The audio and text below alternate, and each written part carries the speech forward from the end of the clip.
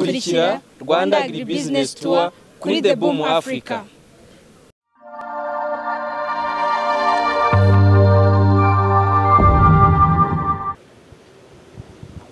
Thank you. You're most welcome to The Boom Africa. We are continuing with our tour. That's Rwanda Agribusiness Tour is still on.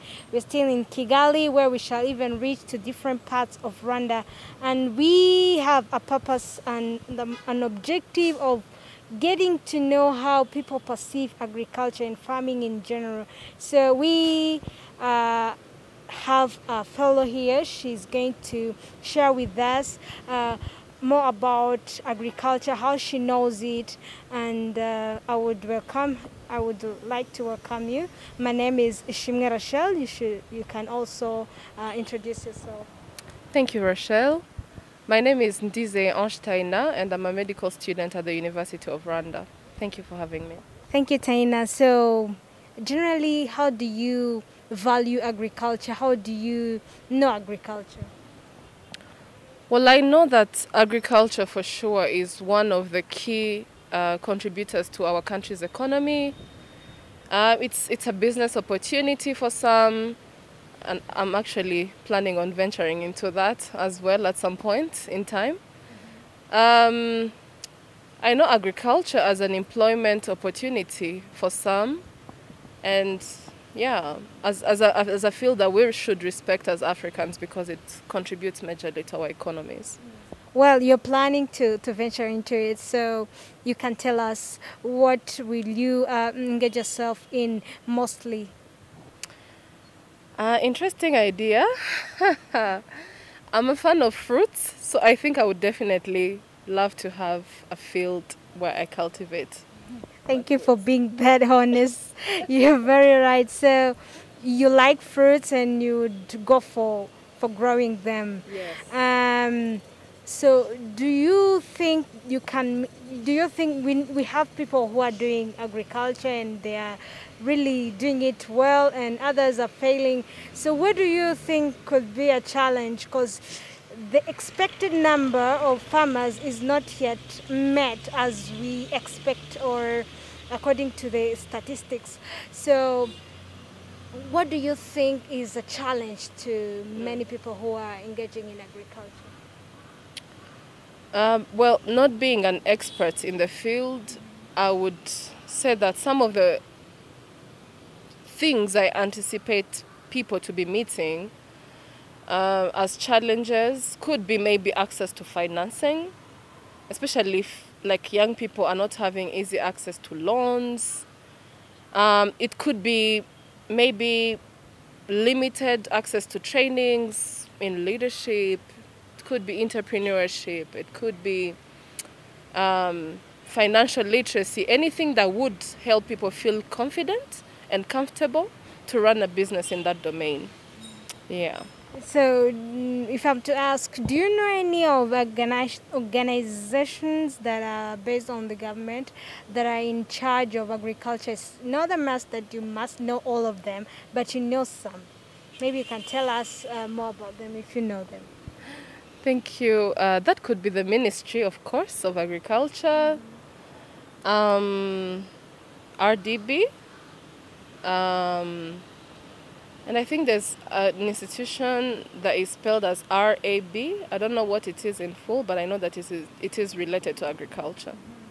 So I guess those are the ones that are on top of my head right now. Yes, we have those, the ministry, we have RAB that is in charge of producing seeds and selected ones to give them to the farmer and also to guide them how to do it modernly.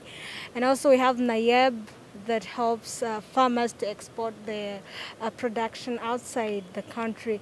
So according to all those institutions available for everyone here in Rwanda, what do you think they should do so that the number of farmers can increase, so that even the production can be more compared to the needs in the market? Well, thank you so much. I know that for sure for people to be involved in a specific area or, yeah, get interested into it, they must be aware of the opportunities, of the challenges, of the kind of support they would get both from the government or any other private company that is investing in the sector. So I think raising awareness, massive campaigns from people like you, the experts, engage us, inspire us, inform us, involve us.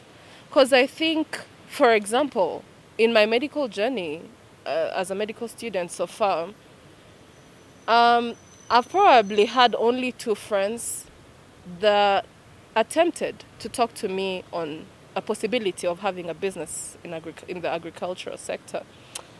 And I think it's still something that we need to address, we need to talk about it, we need to make it look cool, because for sure this is going to employ people. I don't understand why some of our young people, for example, are not venturing into it, yet RDB is giving us the facilities of exporting, importing. Yeah, let's, I guess, engage us. Yeah, I'm sure after this interview I'm going to learn even more about agriculture. I'll probably go home and read and inform myself.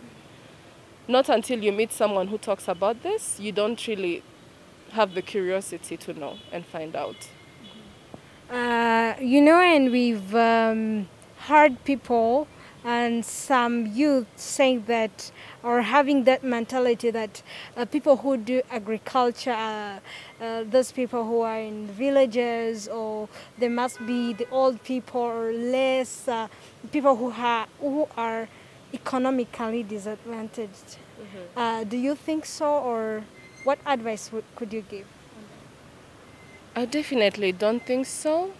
I think it's each and every one of us, with the help of the experts, of course, in the field, could venture into it as a business. I'm entering a phase into my life where I'm starting to think of income generation. Where will I be getting my money from? And I think agriculture is one of the options. And it definitely not just for people living in the rural areas. Though most of the spaces, I think, the reason why they think like that is because we tend to have agricultural activities in the rural areas. But it doesn't mean that I can't buy a plot of land, maybe. That's my thinking anyway. Yeah. But feel free to. Yeah, so maybe if I'm to ask you in medics, do you think, is there any way you can relate your medical sector and agriculture? How are they interdependent or something like that? Definitely, definitely. A healthy individual must feed well. A healthy individual or nation, even on a broad perspective, we need to ensure food security for everybody. If not, we are going to, as a medical student, I deal with malnutrition at times. We see cases all over the world. So I don't think agriculture and medicine could be 2 things that are not related at all. They are so related, we depend on each other. Yeah. For example, some of the diseases can only be managed by proper diet, you know. Some health conditions can only be managed by proper diet, and that means we depend on who supplies the food we prescribe to the patients. So I think it's 2 fields that are extremely related. Right, because maybe I should say that we've studied in science that all the drugs are also made out of things that we grow. Definitely. And trees and some grasses and stuff. Maybe I would like to ask you lastly, what advice would you give to the youth generally? How can you encourage them to engage in agriculture so that everyone can have that courage, and also we can improve on it, thus we can promote our production as far as the market is in need? Well, thank you. I wish I had proper advice, really, but right now what I would say is I'm sure there are opportunities in the sector. I'm sure. Let's inform ourselves, let's read, let's keep updated, and let's see how we can get involved. look for experts to guide you on that journey if you want to start one. And I think a call to the government and NGOs would be invest in us as young people, even those in the agricultural sector. I know we've done a really good job, but more efforts are needed. Give them access to loans, give them access to trainings, or maybe internship in your own institutions. It could be really anything that helps them know what they really should be doing to make money in the sector. Thank you so much. Thank you. And I would invite everyone who is watching us to get that courage. Agriculture is not something that you start when you have a blast of staffs, or you have a lot of money or much capital. It needs only courage and that courageous heart of doing it. So everyone is encouraged to engage in agriculture because it's more important. Every sector depends on agriculture. Stay tuned and also continue to follow us on this YouTube channel of ours of the Boom Africa. The tour is still on, it's continuing, where we shall share different ideas with different youth among us. So don't miss out. Thank you so much. Thank you.